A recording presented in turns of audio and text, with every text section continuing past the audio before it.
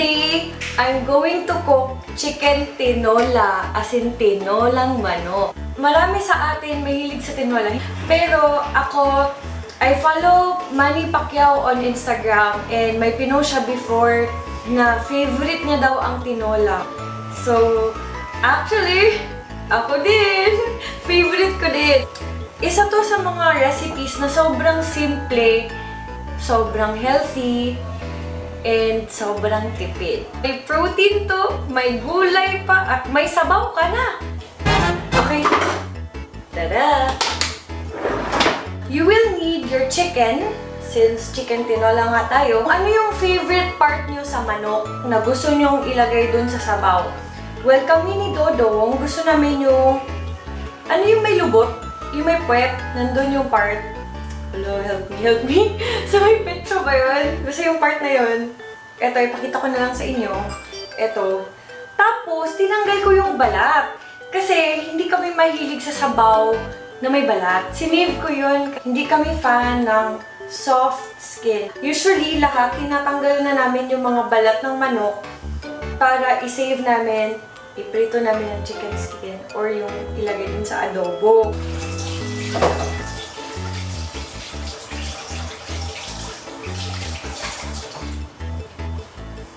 Okay, you have to timpla. Itimpla na to ba? Itimpla na to ang manok.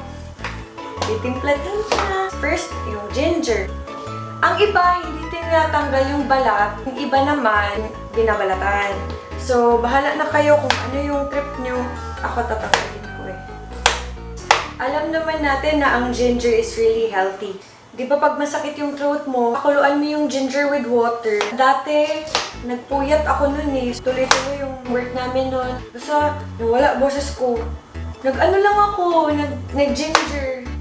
At first, kadiri talaga. Sabi na, loon. Kadiri. Eventually, parang masarapan ka. Then, pwede mo din lagyan ng honey. You can check more about ginger if you want. Kasi yun yung alam ko about sa ginger eh. Check it out later. Wait lang. Gusto nyo anong slice ng ginger, kayo na bahala.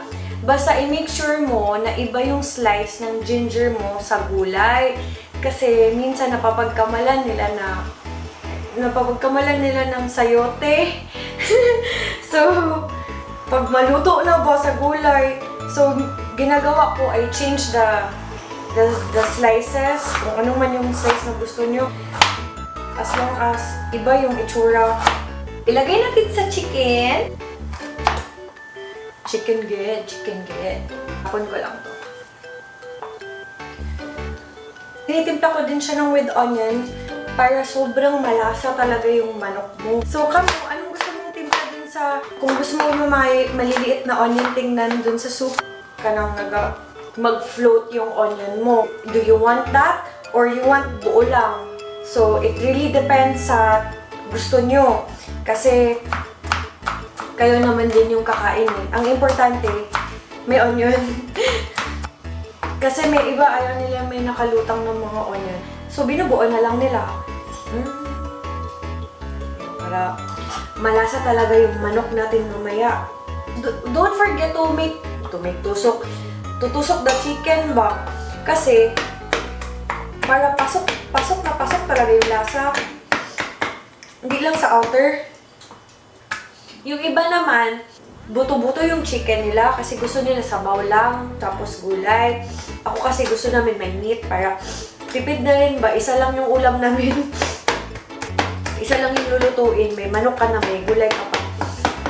Pero yung iba kasi, nagsasabaw lang kasi siguro may extra food pa sila na iba. Kasi importante may buto. Kasi yung butong magpapalasa. Hindi mo na kailangan ng mga chicken cubes dito. Kasi, ito na yung cubes. Ang cubes naman is sa chicken stock eh. So, mas maganda pa rin yung lasa ng manok. Naiyak ako eh. Ano yung gusto niyo sa black pepper nyo? Gusto niyo ba ng buong black pepper? Or yung crushed black pepper? Nasa inyo din yun. Basta as long as may black pepper. And control na rin kung gaano kadami. Kasi may iba gusto na sobrang peppery. Like super daming pepper.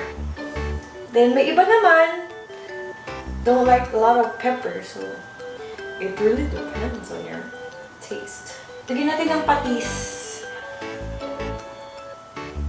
Ito yung pampaalat natin, hindi asin. Patis. Then, garlic. Iba, hindi na nag-garlic eh, ang alam ko. Pero, mas gusto namin may garlic para lasang-lasa talaga, diba?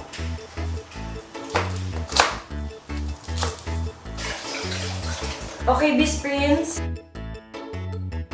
Kailangan muna masuyop.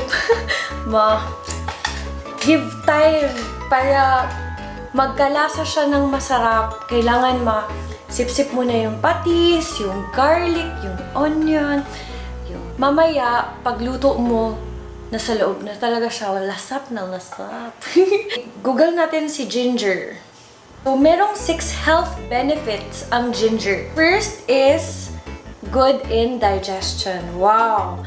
It helps relieve gastrointestinal irritation, stimulate saliva and bile production, and suppress gastric contractions as food and fluids move through the GI tract.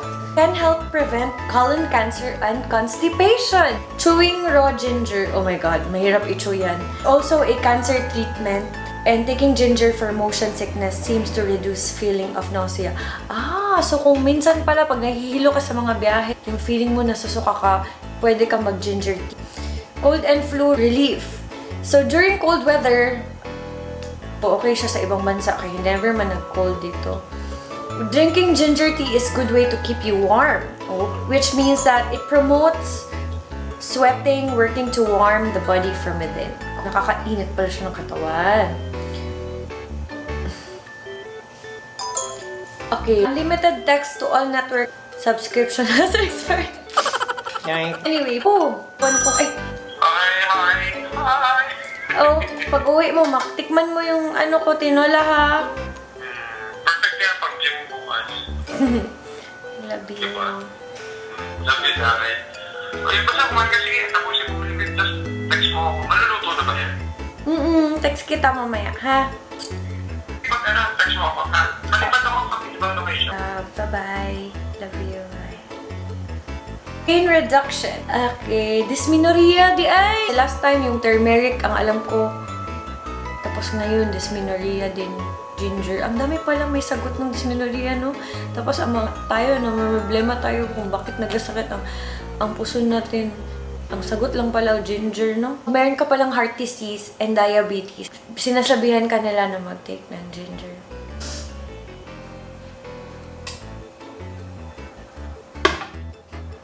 Piniprito ko muna yung chicken. Para lang matanggal yung blood. Lagyan natin ng oil. Okay, mainit na yung pan. Slice na yung sayote. Bakit natin piniprito? Kasi, na-try niyo na bang kumain ng tinola na malansa? Parang ang lansa-lansa ng manok. Parang, basta kadiri. Yung iba, sinasabaw na nila agad. Tapos yung dugo, sumama dun sa sabaw. Tapos ang lansa tuloy nung sabaw nila. Pag prito naman, hindi tostadong-tostado eh. As long as nawala na yung blood. Siyempre, slice tayo para hindi sayang oras. Nakabalot pa siya ng... Ito ay malunggay. Galing pa to sa farm nila Joem. Ayan o, dami. Beast Prince, ano ang preferred vegetable nyo? Sa Manila pala, they put dahon ng sili. Pero, sa amin, sa Cebu, sa Jensan, kami, malunggay. And Beast Prince, pero malunggay talaga pag Bisaya. Nanibago nga ako dito sa Manila kasi dahon ng sili nilalagay nila. Mas gusto ko pa rin ng malunggay kasi maraming benefits ang malunggay. Kailangan natin i-rinse yan. Gano'ng kadami yung gusto mong malunggay? Siyempre, nasa'yo din yan ulit. Kung mahilig ka sa malunggay, damihan mo na. Pag hindi, huwag na lang. Ang importante, gusto mo yung gulay na nilagay mo sa tinola mo. May iba, wala talagang nilalagay. Kasi ayaw nila ng gulay. Okay naman din yun. Sayang din ang pera. At sayang din yung luto mo, natatapon, hindi mo rin pala kakainin yung part na yun. Better choose the vegetables you want to eat.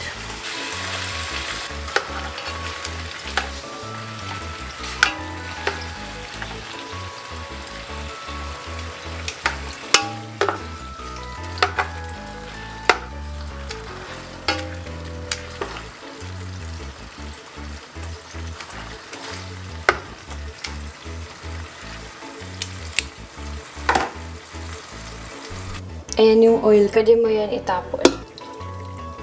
Then, lagyan ng clean water. Put the garlic, the ginger, na tinimpla mo kanina. Kasi sayang yun. And iba pa rin may lasa. And onion, jalapenos. More black pepper. May time pa tayo kasi ipapabula pa natin itong sayote and malunggay later. Wait lang. Mahinang kalaban. I will wash the dishes. Yeah.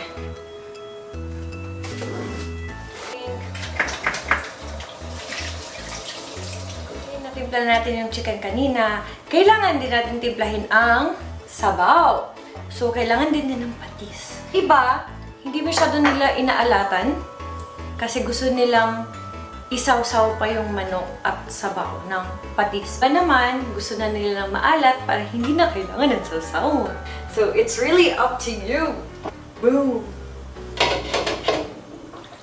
Okay, nagyaw-yaw ko. Lagyan natin ng patis dahil gusto ko may konting alat naman yung ating sabaw. And si malunggay, na-rinse na ako. Malunggay, malunggay, malunggay. Kailangan niya magkulo, bay. Yung malunggay, may mga benefits. So, malunggay is also called... Malamig talaga, no? Is also called moringa oleifera. Is a tropical tree and is categorized as the genus in the family. Na dito sa Manila, mahirap makahanap ng malunggay. Wala siya sa grocery stores.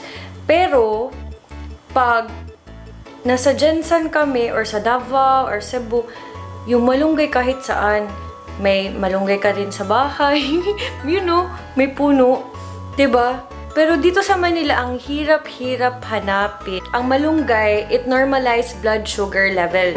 Yung mga may diabetes, malunggay din pala ang sagot. Uy, mga malnutrition, especially among infants or newborn baby, and nursing mothers. This is really a good help para sa mga tao. So, the malunggay leaves are cooked and used such as spinach or dried for usage as condiment. Okay talaga pag tinito na wala to eh. No eh. Infectious, antibacterial, and antifungal din siya. Wow! Kasi ang leaves pala ng malunggay may iron, may thiamine, may calcium, beta-carotene, phosphorus, vitamin A, B, C, E, and lipoprotein. Ang dami! Grabiha! Grabiha, uy. Tapos meron siyang anti-cancer. Kuyawa, uy. Grabe. Malunggay leaf can heal tumor and prevent cancer cells activity. So, kanina may ginger na tayo, may malunggay na tayo. Oh, di ba? Sobrang healthy ng soup talaga na to. Kaya siguro favorite to ni Pacquiao. Baka lumakas din tayo, parang mga ni Pacquiao eh. So, anti-inflammatory din siya para sa mga rayuma dyan, arthritis. Uy! May kilala ako may arthritis ba? Hello, pa. Joke lang. Gibukay akong papa. Produce more milk for breastfeeding. Uy, mga may problem sa breastfeeding. You can take malunggay. Strengthen the immune system, helping to restore skin condition. So, it can reduce the skin problems such as irritated skin and red skin. Relieves headache. Uy! Ako yun. Laging sumasakit ulo ko eh. Dahil sa migraine. Relax and promote good night sleep. Oh, so when you have problems sleeping pala, you can take this. Sarap ng sabaw na talaga ng chicken tinola. It treats common cold, fever, and asthma. It heals ulcers, clean dirty or polluted water. Wow! So nakakalinis din siya ng tubig. Wow! Pwede na ilagay ang sayote. Sayote is also known as chayote. Kuyawa eh. Or vegetable pear. Dietary fiber, antioxidant, iron, manganese, phosphorus, zinc, potassium, copper, vitamins B1, B2, and C. It helps inhibit neural tube defects among babies.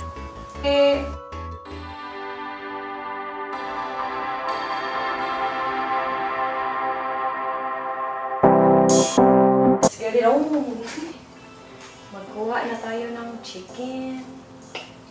Uy, the finished product. Ayan! So, this is it. Makakain na rin ako. Sarap ng rice. Okay, dito na tayo sa tinola. Yun o, walang dugo. Amazing kaayo, dahil. Sarap. If you like this video, sana i-like nyo. And don't forget to share it sa mga best friends nyo na gusto din magluto ng chicken tinola.